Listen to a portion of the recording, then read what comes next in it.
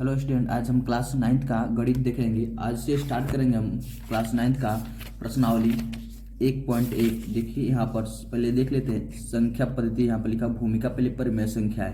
तो यहाँ पर हम सबसे पहले हम लोग स्टार्ट करेंगे आज 1.1, जिसे प्रश्न यहाँ पर क्या कह रहा है। देखिए यहाँ पर क्या आ रहा है, क्या प्रश्नावली 1.1, जिससे कि क्या शून्य एक परिमेय संख्या है, क्या इसे आप पी बटा क्यू के रूप में लिख सकते हैं, जहाँ पी और क्यू पूर्णांक है और क्यू बराबर 0 न है। तो इसको हम सरलता रूप एकदम आसान से आसान तरीका से आपको बताएंगे हम। देखिए कैसे मैंने बनाया है, अपने नोट्स में दिखा रहा हूँ आप लोग को। जैसे कि यहाँ पर हो गया, यहाँ पर लिखा हुआ है यहाँ पर, जैसे कि यहाँ पर क्या शून्य एक परिमेय संख्या है, क्या इसे आप पी बटा क्यू के रूप में लिख सकते हैं, जहाँ पी और क्यू पूर्णांक है और क्यू बराबर 0 है।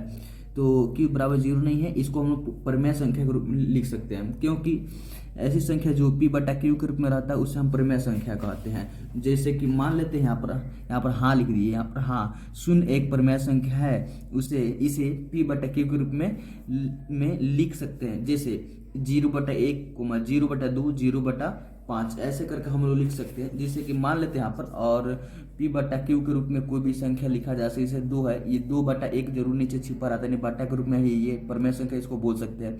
और यहाँ पर जैसे कि होता है, यहाँ पर 5/0 यहाँ पर नहीं लिखा जा सकता है, ताकि ये गलत हो जाएगा, ये गलत हो जाएगा। और 5/2 के रूप में चाहे 5 सिर्फ लिख दीजिएगा तब भी परिमेय संख्या कहलाएगी, क्योंकि ये इसके नीचे एक छुपा रहता है, यानी 5/1। जो चीज़ भिन्न के रूप में रहता है या बट्टा के रूप में रहता है वही परिमेय संख्या कहलाती है। उसके बाद से यहाँ पर देखते हैं 2 नंबर क्वेश्चन। 2 नंबर क्वेश्चन क्या आ रहा है, 3 और 4 के बीच में 6 परिमेय संख्या ज्ञात कीजिए। तो 3 और 4 के बीच में 6 परिमेय संख्या, 3 और 4 के बीच में 6 परिमेय संख्या ज्ञात करने के लिए यहाँ पर इसके बीच में कोई संख्या नहीं होती है। जैसे कि यहाँ पर 3 और 4 है, 3 और 4 के बीच में परिमेय संख्या कोई दिखाई नहीं दे रहा है, लेकिन हम लोग क्या करेंगे, कितनी संख्या कह रहा है ज्ञात करने के लिए, तो 6 परिमेय संख्या कह रहा है ज्ञात करने के लिए। तो 6 परिमेय संख्या ज्ञात करने के लिए हम लोग क्या करेंगे, यहाँ पर 6 प्लस 1 कर देंगे तो हो जाएगा 7। इसमें 1 जोड़ देंगे, जब कहेगा 6 परिमेय संख्या ज्ञात कीजिए तो हम लोग 1 जोड़ देंगे उसमें, तो 6 1 7 हो जाएगा, 6 7 हो जाएगा। और 3/1 होता है, इसमें क्या करेंगे, अब फिर ये 4 होता है, 4/1 यहाँ पर, इसमें क्या करेंगे, दोनों संख्या में गुणा करेंगे 7 से, इसमें 7 से तो फिर इसमें 7 से, फिर इसमें 7 से, फिर इसमें भी 7 से, यानी दोनों संख्या में गुणा होगी, 17 के 21 हो जाएगा, फिर 7 एकम 7। अब यहाँ पर देखिए 7 चौका 28, 28/7। अब इसके बीच में जो भी संख्या होगी ये परिमेय संख्या कहलाएगी। जैसे 21 और 28 के बीच में हमको 6 परिमेय संख्या लिखना है, तो 21/7 और 28/7, यानी 21 के बाद 22/7, 23/7, 24/7, 25/7, 26/7।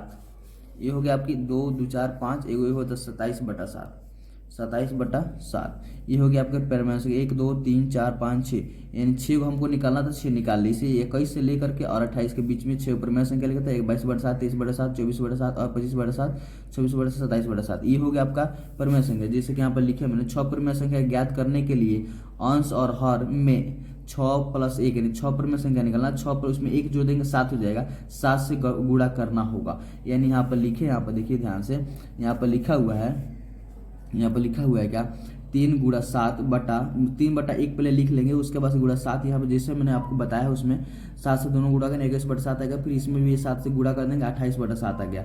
अतः 6 परिमेय संख्या यानी 22/7, 23/7 और 24/7, 25/7, ये 26/7 और 27/7, यानी 6 के बीच की परिमेय संख्या हो चुकी है। अब इसी तरह हम दोनों क्वेश्चन के आंसर देख लिए। अब यहाँ पर देखते हैं, अब हम लोग देखते हैं 3 नंबर क्वेश्चन। यहाँ पर 3 नंबर क्वेश्चन देखिए क्या कह रहा है, 3/5 और 4/5 के बीच 5 परिमेय संख्या ज्ञात करना। ठीक जैसे 2 नंबर बनाया वैसे ही 3 नंबर भी बनेगा। 5 को परिमेय संख्या ज्ञात करना, तो इसका मतलब 1 इसमें जोड़ देंगे, तो 1 जोड़ेंगे तो कितना हो जाएगा। देखिए यहाँ पर मैंने बनाया है, यहाँ पर देखिए हम बनाए हैं 3 नंबर क्वेश्चन। यहाँ पर 3 नंबर क्वेश्चन हो गया, यहाँ पर 3/4 और 4/5 के बीच में 5 परिमेय संख्या ज्ञात कीजिए। इसमें देखिए 5 परिमेय संख्या ज्ञात करने के लिए अंश और हर दोनों में 5 + 1 यानी 5 जो पूछा जाएगा ना उसमें 1 जोड़ देंगे, 6 हो जाएगा, 6 से गुणा करेंगे अंश और हर में।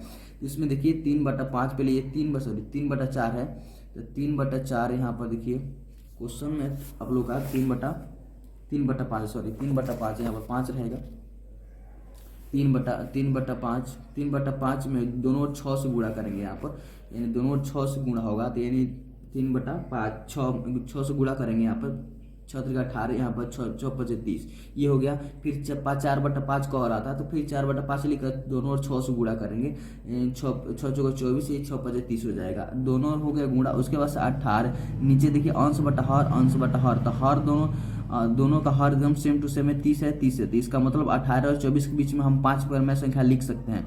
5 परमेय संख्या यानी 18 के बाद क्या होता है, तो 19/30 हो जाएगा, फिर 20/30 हो जाएगा, 21/30 हो जाएगा, फिर 22/30 हो जाएगा, फिर 23/30 हो जाएगा। इसके बीच में सभी परमेय संख्या लिखा गई, क्योंकि अंश बटा हर दोनों का दोनों सेम रहना चाहिए। ये ध्यान रहना चाहिए आपको कि हर का दोनों सेम होना चाहिए। 30 है नीचे, 30 भी नीचे 30 होना चाहिए, तब जाकर हम लोग ऐसा लिख सकते हैं 19/30, 20/30, 21/30, ऐसे करके हम लोग लिख सकते हैं। उसके बाद देखिए क्या कह रहा है 4 नंबर क्वेश्चन, नीचे दिए गए कथन सत्य या असत्य कारण के साथ अपने उत्तर दीजिए। लिखा प्रत्येक प्राकृत संख्या एक पूर्ण संख्या होती है, ये क्वेश्चन पूछा जा रहा है कि प्रत्येक प्राकृत संख्या एक पूर्ण संख्या होती है, तो यहाँ होती है, ये सत्य हो जाएगा। देखिए हमने लिखा हूँ यहाँ पर सत्य, क्योंकि सभी प्राकृत संख्याओं और जीरो के संग्रह से पूर्ण संख्या बनती है, जैसे 0 1 2 3 4 5। अब पूर्ण संख्या बताइए आप ही। यहाँ पर पूछा है प्रत्येक संख्या में एक पूर्ण संख्या होती है, तो प्रत्येक पूर्ण संख्या 0 से स्टार्ट होता है, 1 2 और 1 2 करके, और उसमें प्राकृत संख्या, सबसे पहले प्राकृत संख्या की बात किया जाए, प्राकृत संख्या की बात की जाए, तो प्राकृत संख्या देखिए यहाँ पर 1 2, जैसे कोई भी सामान हम गिनते हैं तो 1 से ही गिनते हैं, तो 1 2 3 4 5 6 ऐसा करके डॉट डॉट डॉट करके मतलब हम लोग गिन देते हैं। यानी प्राकृत संख्या जिसे किसी भी गिनती को गिना जाता है उसे प्राकृत संख्या कहते हैं। अब देखिए यहाँ पर अब पूर्ण संख्या की बात की जाए, पूर्ण संख्या, तो पूर्ण संख्या ऐसा होता है इसमें प्राकृत संख्या के परिवार में और 0 को शामिल कर दिया जाए, इसमें सिर्फ 0 शामिल कर दिया जाता है, जिसे 1 2 से स्टार्ट हो रहा था उसमें 0 सिर्फ शामिल कर देंगे, तो ये 0 1 2 3 4 5 6 ऐसे करके डॉट डॉट करके मतलब जितना भी अनंत तक जा सकता है ये, तो ये पूर्ण संख्या कहलाती है। तो वही पूछा जा रहा था प्राकृत संख्या एक पूर्ण संख्या होती है, तो यस होती है, ये पूर्ण संख्या ही होती है वाला। देखिए 1 से स्टार्ट हो, ये प्राकृत संख्या क्या पूर्ण संख्या होती है, तो होती है एकदम, 1 से स्टार्ट हो रहा है यहाँ पर, देखिए 1 से स्टार्ट होती है, तो सत्य लिख दिया यहाँ पर। अब हम बात करते हैं यहाँ पर 2 नंबर, प्रत्येक पूर्णांक एक पूर्ण संख्या होती है, प्रत्येक पूर्णांक की बात किया जा रहा है, तो एक पूर्ण संख्या होती है, ये भी हो जाएगा आपका असत्य हो जाएगा। देखिए यहाँ पर मैंने लिखा हूँ प्रत्येक पूर्णांक एक पूर्ण संख्या होती है, तो लिखा असत्य, प्रत्येक पूर्णांक संख्या नहीं होता है, क्योंकि ऋणात्मक पूर्णांक एक पूर्ण संख्या नहीं होती है। अब बताइए आप ही इसमें देखिए, इसमें जैसे आपको पूर्ण संख्या के बारे में बात हुआ था यहाँ पर पूर्ण संख्या के बारे में, तो इसमें ऋणात्मक पूर्णांक नहीं है, ऋणात्मक मतलब पूर्ण संख्या, पूर्णांक संख्या का मतलब ये होता है, ये पूर्णांक संख्या हो गया, पूर्णांक संख्या की बात की जाए यहाँ पर, तो 0 1 2 3 ऐसे करके -1 -2 -3 ये ऋणात्मक पूर्णांक हो गया। कौन सा पूर्णांक हो गया, ऋणात्मक हो गया, ऋणात्मक।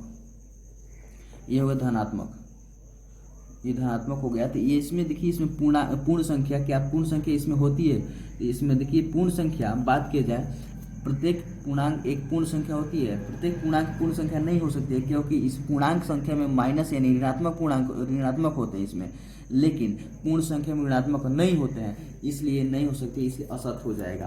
तो इसमें देखिए ऋणात्मक संख्या है लेकिन पूर्ण संख्या में ऋणात्मक नहीं है, इसलिए नहीं हो सकती है, प्रत्येक पूर्णांक पूर्ण संख्या नहीं हो सकती, असत्य हो जाएगा।